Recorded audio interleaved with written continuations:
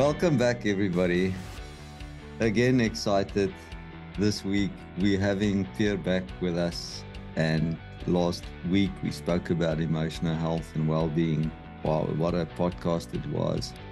Tell you, I made notes, and the first time we had a chat, and then the second time we had a chat, and I made so many notes, and I'm taking so many nuggets away in my life from what we're learning from Pierre. Pierre Gouws, welcome this morning for the second time to the Morning Coach. Thanks, Christo. It's a massive honor and a privilege to be back. Thank you for inviting me. Always great to speak to you and to the listeners. Yeah, thank you so much. Well, Pierre is a principal social consultant. And the last time we introduced him, we spoke about all of his qualifications in the psychology space and cum laude, multiple qualifications of everything. So he's a very sharp guy. But I guess one of my passions in life is not just having all the technical, fancy qualifications, but being practical about it and living what you are qualified to do. And this is so close to my heart that I've gotten to know Pierre in a very short space of time as a practical person that's really true and he's vulnerable and he's true to himself, and he doesn't want to pretend who he's not.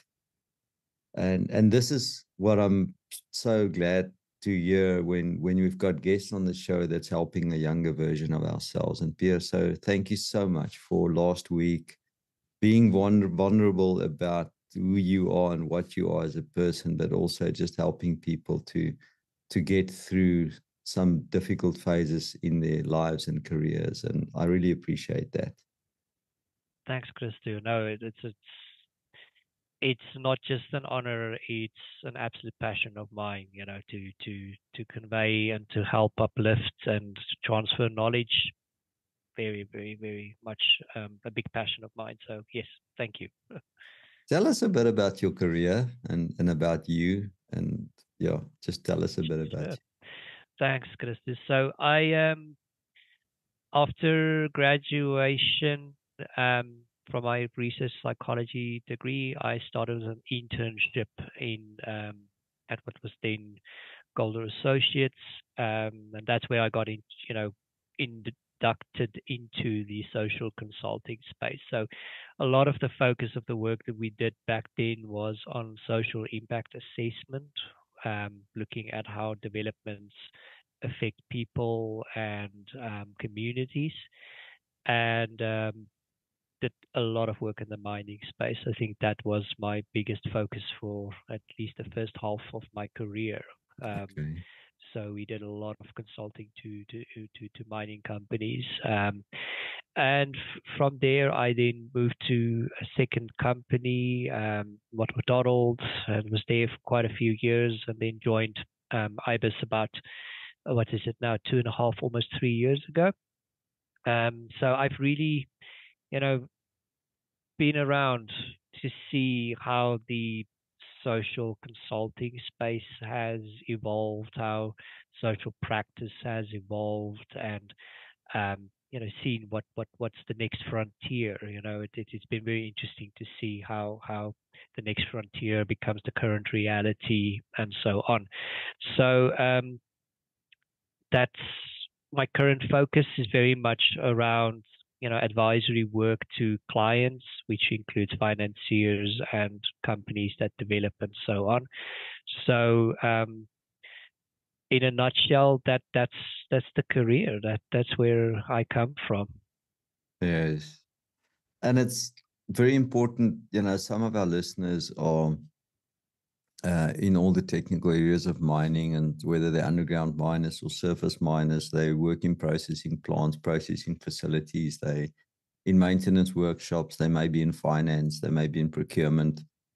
And we don't always realize the importance of the social aspect of running a mining company or mining organization. But it's been very topical of late that where mines operate and where mines function, your social governance. But we call it, I would rather call it a privilege to operate as opposed to a license to operate. You've got a privilege to be in that community, and you've got a privilege to operate there. And the social side of things, how important, and before we jump into the mentorship and social coaching side of things, but how important do you think that is for our listeners to understand? And what have you seen? What are the trends that you see in the mining space with what you've been involved with? Yes, no, I love that, Christo, the privilege to operate. I'm going to use that going forward. That is fantastic. That's not Um, mine. It's a previous boss of mine's statement. I just stole it from him. that's okay. It's That's the fantastic. purpose of mentoring and Please training, don't right? please don't coach me. Oh, please don't mention that you got it from me. I didn't coin that. But I love it. It's fantastic, and then it really speaks to the core of the consulting work that I do, is around the interface between mining projects and the communities. And I'm currently working on quite a number of projects where we are advising financiers to the mining company on risk. And it goes without saying that it is probably one of the most important aspects of running a successful mining operation. Looking at the negative side of it, if you get it wrong, Yes. it is immensely difficult to rebuild that trust with communities, to have a positive working relationship with them. Trust is such a fragile thing, especially between a massive mining operation and communities that live next to the mine in many cases. Because of the power difference, because of the size difference, because of the fact that it is, a massive mining company and a community who is in many cases, vulnerable or struggling, less educated, um, you know, often issues around lack of employment, very often case, existing social issues, gender-based violence, issues around lack of service delivery, all of that creates an environment which is very, very challenging for a mining business to be successful in. And it's this tension between what the mining business needs to do to operate successfully and turn profit, because it is a mining company. That's their focus. It's a core business. And the social responsibility of, well, how much do we invest? Where do we invest? How do we invest into the communities without creating a dependence, which is something we often see in many cases, is that dependency that created, that the mine becomes a surrogate government to provide all the needs of the community. So it's very critical to maintain that positive engagement, to maintain that close relationship and have a good working relationship and good dialogue between your community and your operations. What's been particularly striking for me over the past number of years in terms of development and emerging in the practice in the social space is, when I started off, it was very interesting for me, where I did impact assessments, and I had a lovely elderly environmental colleague, an old gentleman. I shall not name at this stage because he's very dear to my heart, but he always said there's only two social impacts: employment creation and resettlement. And starting out in the industry, I thought that's a very simplistic way to look at it, but it's a very old school way to look at it as well. And I think a lot of the, elderly mining engineers and environmental practitioners came from that kind of mindset. And what has been interesting for me is to see how that has evolved into a much more multifaceted acknowledgement that communities are complex entities with different needs and so on. So we've seen emerging practices around going from general social impacts into massive focus on human rights aspects. That's a lens that's being applied onto all the mining operations. Is saying, well, how does the mine situate itself within the human rights space, and how does it affect human rights? Is it linked to it? Is it affecting it, directly contributing or not? And also in terms of the gender space, it's been both within the industry, where there's been a massive drive for inclusion and ensuring that there is safe spaces for women and for all genders. And then also from without is looking into your communities to see, what can be done to address some of the social ills, the gender-based violence, all those aspects, or to enhance equality and inclusion and so on. So it's a massively interesting, dynamic, and fun space to be working in because it is so diverse, and we often have to tackle multiple issues in one project. Will have multiple issues that needs to be approached in a multi-pronged space. And just going back to my research background, that is, I think, what I enjoy the most about this space is that I get the opportunity to research multiple issues and then find solutions that integrate them. I know we're going to talk about social mentorship and coaching and all of that, but just sticking with the subject about communities and I'll call it our privilege to operate as mining companies in communities. What would your best advice be to the C-suite of leaders of mining companies? And when I say C-suite, I'm talking about your chief operating officer, your chief executive officer, chief financial officer, that band of leadership, senior leadership in a company that is responsible for this business and is operating in a community. What would your best advice be? Even so, some of our listeners will be those future CEOs, and they are dealing with this. They may have never thought about this, but what's your best advice to them if you have a few things?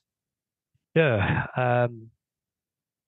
Shooting off the hip, but I think for me there's two main pieces of advice. I think the first is a bit more obvious, is your social stewardship, your social, as you call it, the privilege to operate, must be a top of the line standing item on the same level as your environmental stewardship and protection and your technical operations. It must be prioritized. If it's not prioritized, if it's not sitting there as a standing agenda item, like what are we doing about communities, then your business is probably lagging behind the emerging practice. You want to be taking not just steps to make sure it's addressed, but to see how can you innovate, how can you actually have more of a social impact.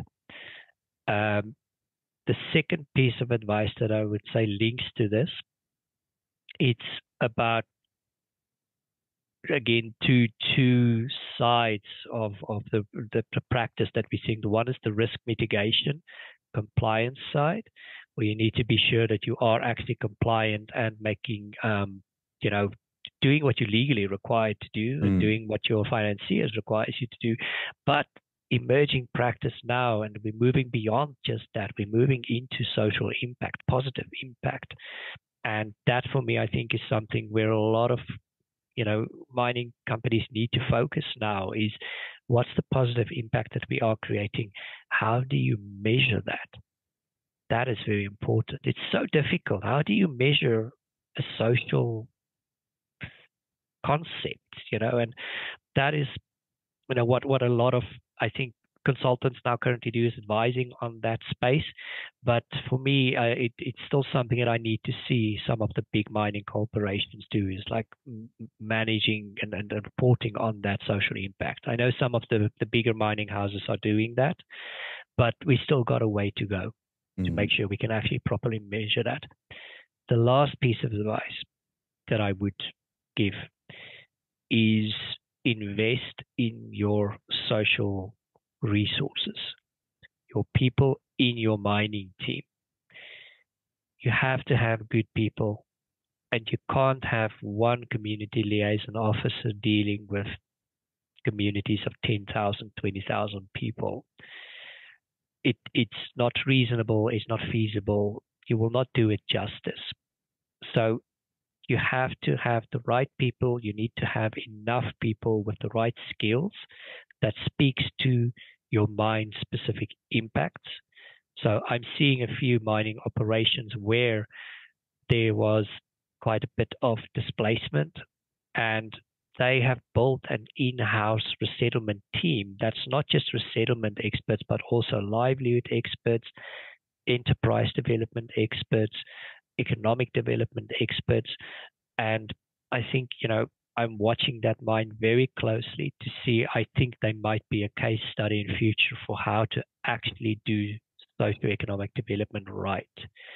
So that's what I would say. Because the mine has invested in the right resources with the right skills, and these are scarce skills. It definitely there's a massive talent war on, and this links to the mentoring piece, which we will talk about. There's a massive war on talent for social resources. So you're going to struggle to find them, and you might pay a bit of money to try and get those resources, but the dividends that you get back down the line by making that positive impact, by having that privilege to operate, by actually leaving a legacy of, wow, this mining operation is actually leaving the community in a better space than it found them in. Yes. What more do you want? But isn't that the answer that you've just said? How do you measure it? You've left them, the community, in a better space than what you found them. If that's what you did as an organization, and after mine closure, there's still a sustainable economic community. There's the other economic pillars have been replaced or have been put in place to replace mining as an major economic pillar. In a lot of cases, it's actually, well, this is just my experience of this. A lot of cases, these ore bodies are out in the sticks in the middle of nowhere, and you start a mine, and because of the mine, a community comes there or is created there. But then after mining, these people have made this their home now. You see a lot of those towns in the world, Johannesburg, being one of those cities in the world that started because of mining.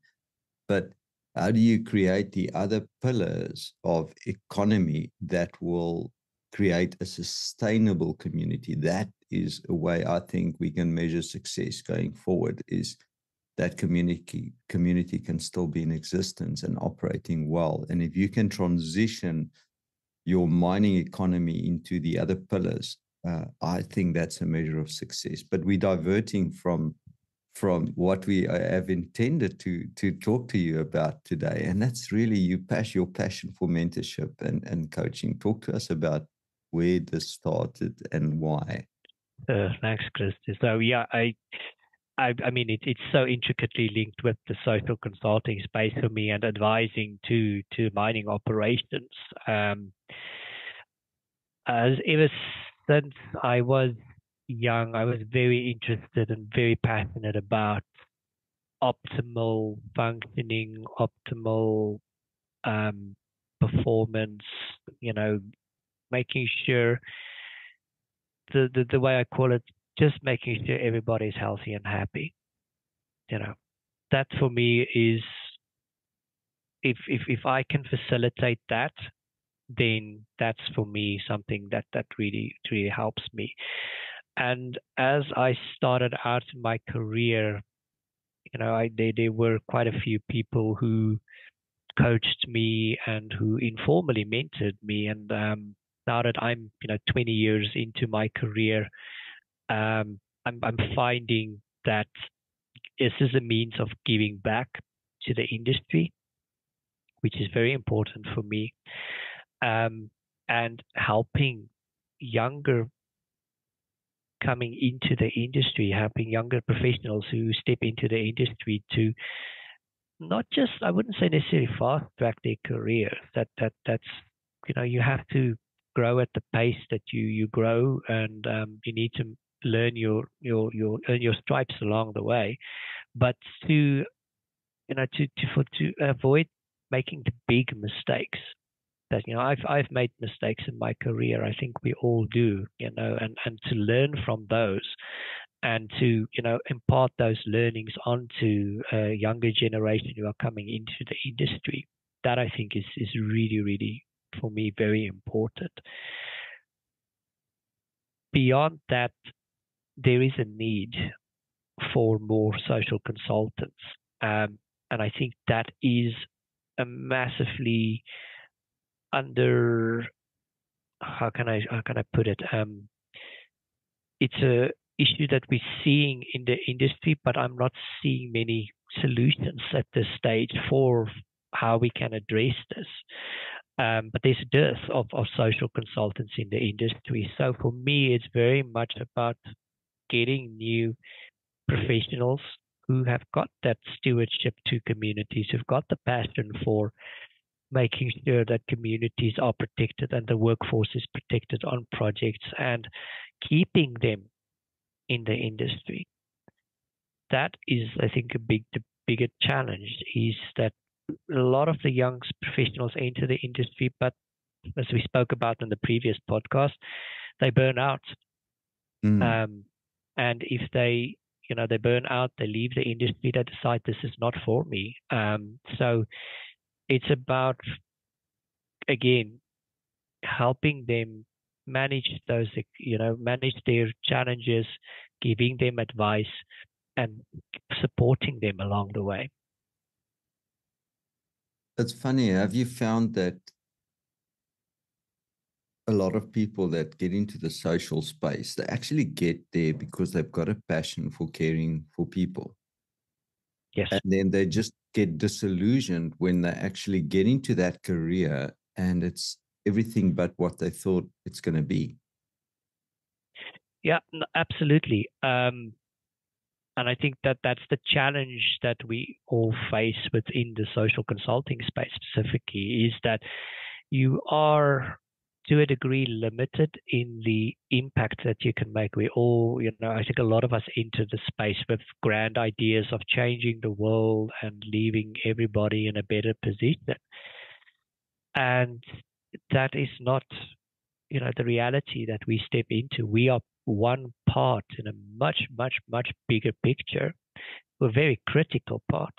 Yeah. And I think that's where I had to pivot my perspective, because I had that moment of disillusion in my career where I was like, well, what am I actually doing? Am I actually making an impact? Yeah. Am I contributing positively? And I had to do a lot of soul searching around this, and I eventually came to the conclusion that yes, it's a very critical part of the bigger picture. Without social consultants in the industry, there's a massive missing piece in linking mining operations to communities, coming in from an outsider perspective and saying, oh, have you thought about this, or have you thought about that? Have you actually considered this? Let's do some troubleshooting on what's going on. Yeah. So it's about realizing that you are a very important piece, and that's where the skills are so necessary, of being able to influence positively, to lead by example, to bring not just your theoretical knowledge, but your actual practical experience to bear to, the operations, and say, look, this has been done before. It has worked here and there. Try this. Let's recommend you do, your engagement in a different way, or have you considered X, Y, Z? So I think that's all critical skills that needs to be developed in the social consultants. And that gives them the tools to be able to actually make a positive impact and to contribute to the industry. I love what you're saying and referring to, call it the informal mentorship. Has there been informal mentors, many of them in your life? A few? What made you? Yes. What made you get into it? Was it because of those people that just freely gave their time and effort to help you, that you also thought, okay, well, why don't I pay it a bit forward and do it as well?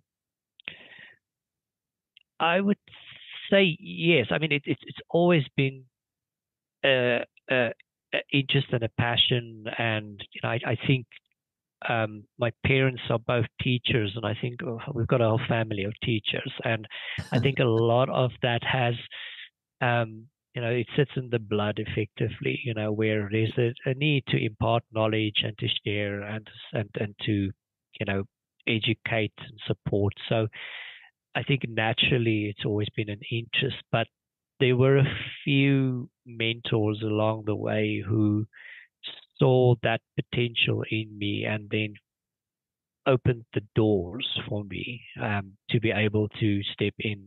I was introduced to, for example, the University of Johannesburg Social Impact Assessment Master's Degree course by a colleague in the space, Pierre Gouws, who, he's done so much social consulting work through the years.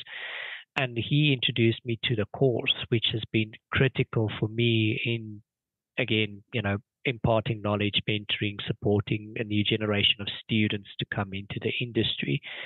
In my professional environment, there's been too many to mention, who have really saw that potential in me and said, okay, let's put you in a position where you can actually transfer your knowledge, transfer your skills to a new generation. So it's a bit of a combination, I would say.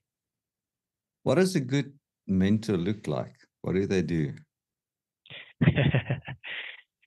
So that is a very good question. And I think what we need to separate is the difference between mentoring and coaching. They are often two sides of the same coin. A lot of mentors end up coaching and supporting staff or their mentees through the challenges that they face. So especially if you're working with very junior professionals, people who are still young, who don't have that much experience in the industry, it's often a case then of saying, okay, well, watch me do this and how do I do this? And then you learn through that. So that's the skills development. And that could be hard skills, could be soft skills, it could be different skills. But the mentorship part of that then is to say, okay, well, I can see something in you that you can't see yourself yet. Let me lead you, help you explore that, and let's see where that leads.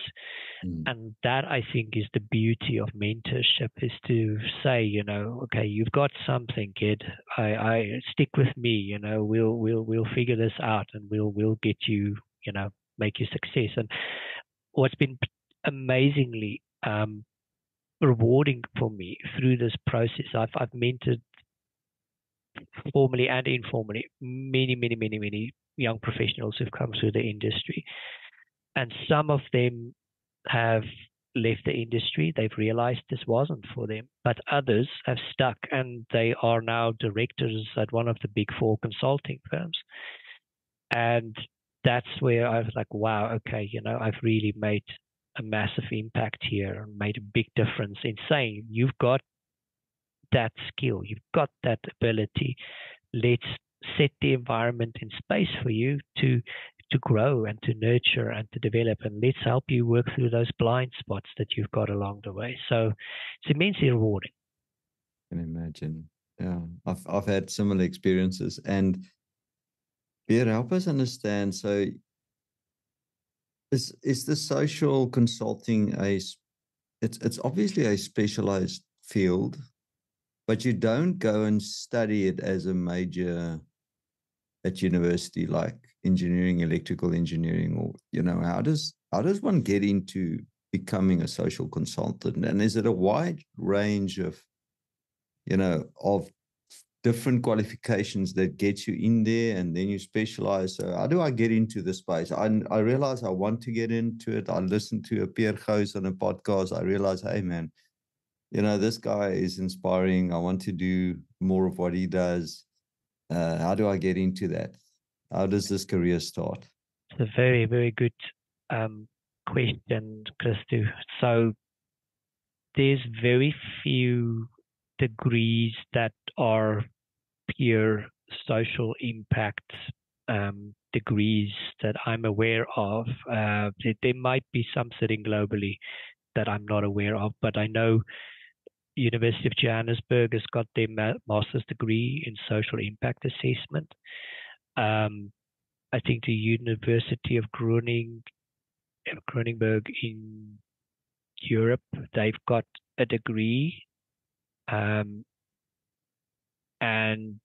University of Macquarie in Australia. So there's very few that actually very much specialize in social impact assessment. The good news is you don't necessarily need that degree to get started in this space. Historically, we've had anybody with a social sciences degree, preferably a master's degree, can step into the social consulting space and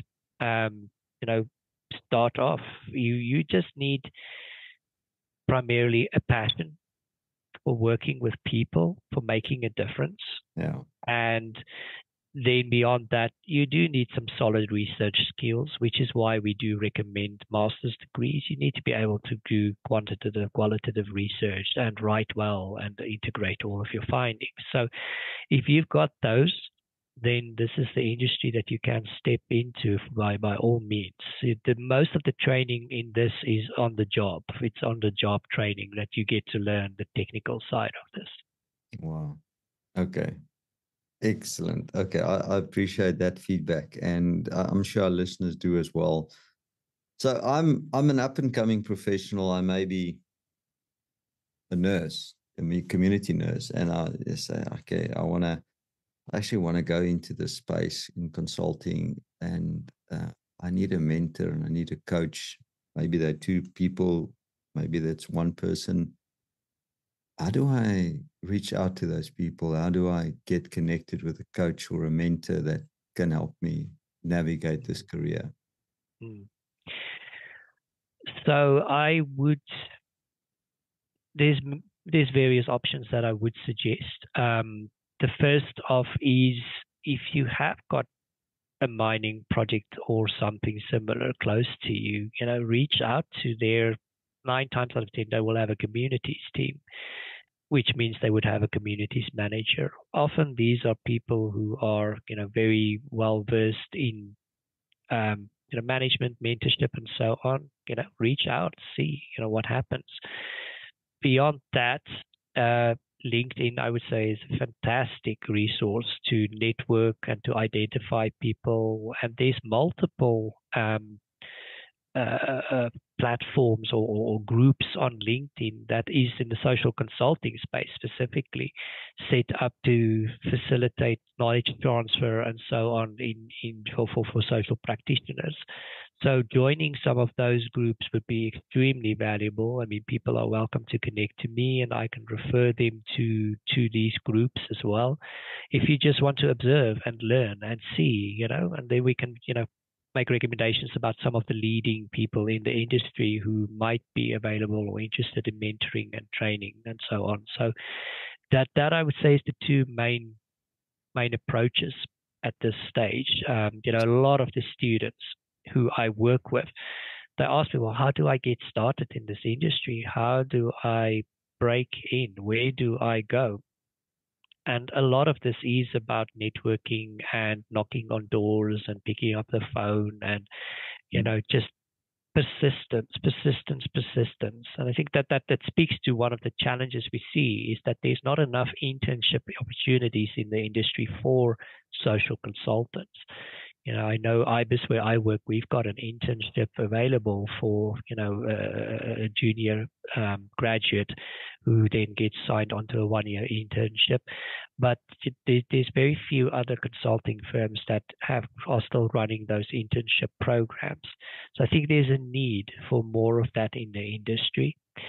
And that just gives a formalized route for junior graduates to step into the industry space beyond mentoring if they want to learn this specific consulting practice.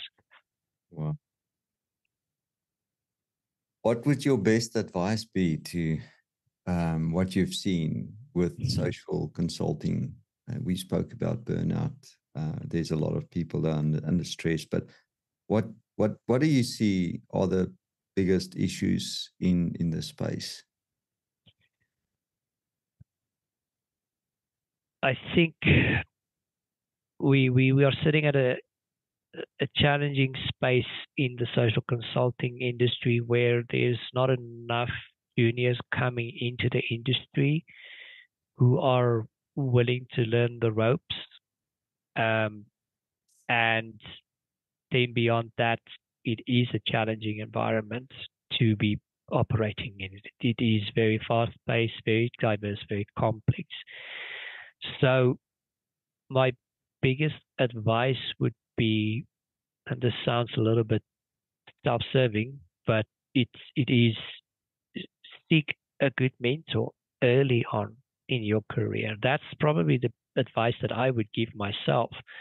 You know, if I step back into my younger years, is to seek a formal mentorship early on, and it could be from multiple people.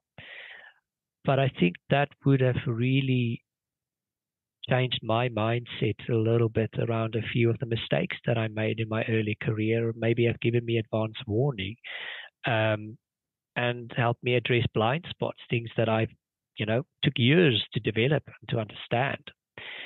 And those mentors, and that's why I'm saying it could be more than one, because not all mentors are strong in all areas. You might have a specific mentor who wants to be more of a coach for your technical skills. So you have a mentor who looks at well-being and life challenges. Seek a tribe of mentors that you can work with. That's a new one. Seek a tribe of mentors.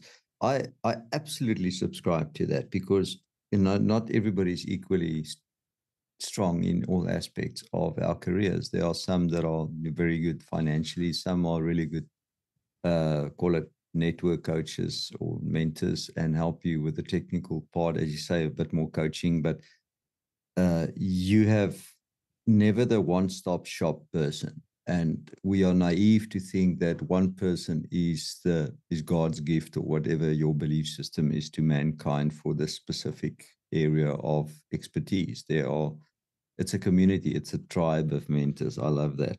And that's been my experience as well. And if you are if you are passionate about this area, how do you get involved in mentorship yourself? Is there a mentorship program or a society or whatever in the social space, or is that something that's not yet fully developed? Or Not how do we create this tribe of mentors? Are they talking to each other? Are they a society?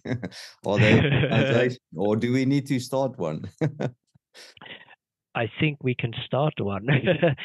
There is currently I wouldn't say there's any formal kind of mentorship that is set up within the industry. So what we do have is like an informal kind of group of practitioners who experienced practitioners within South Africa specifically, but globally it's then on the social media, who then exchange views and expertise. And we tend to speak to each other quite a bit, and ask, try and get, for example, students placed in internship programs and so on. So again, I think that's a need that we as a social practice needs to develop and improve on.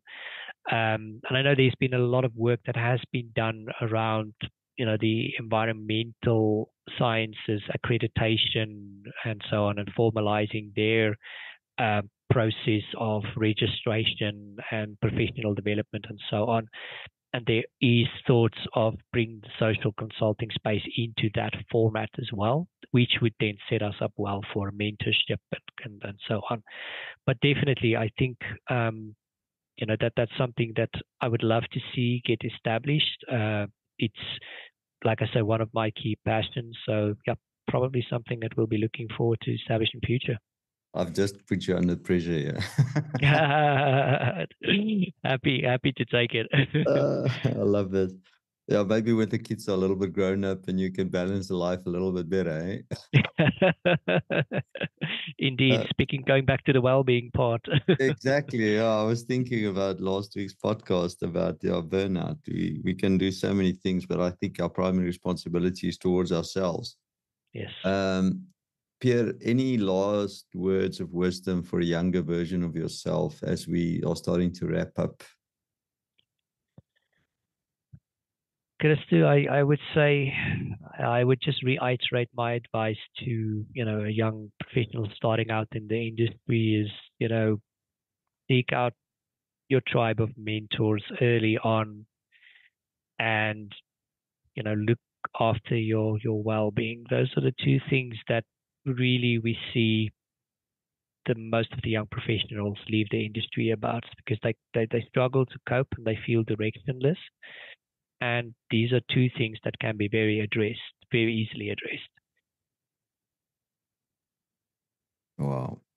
Okay, I'm just making notes here. I'm slow. No problem. Pierre, it has been an absolute privilege to have you back the second time. And thank you for your time. Thank you for giving back into the industry by just being on this podcast, both of the podcasts that you've been on. We wish you all the best for your career and for your life. And thank you for what you are doing and the impact that you are making. And we'll keep in touch. Thank you so much. Thank you, Christo. It's been a massive pleasure and a huge honor to be on the podcast. Thank you for your time. Thank you to all the listeners. I really hope that somebody has taken a few nuggets of wisdom out of this. Appreciate it a lot. Thank you. I know they have. Okay, everybody else, don't go away. We're gonna wrap up just now. Pierre, all the best. Thank you very much. Thanks, Christo.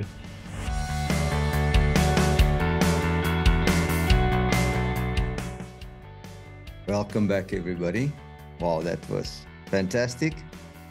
So, two massive thoughts that Pierre is leaving us with in terms of social consulting. If you want to get into that, or you want to become part of your mines or your areas or your mining company social team to help with community work. So seek out a tribe of mentors that can help you navigate your career. And then his second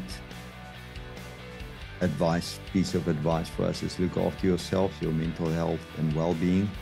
And you can listen to the first podcast we had with Pierre. That was an extremely powerful podcast. Thank you very much for listening. Thanks for watching. Enjoy your mining. Cheers.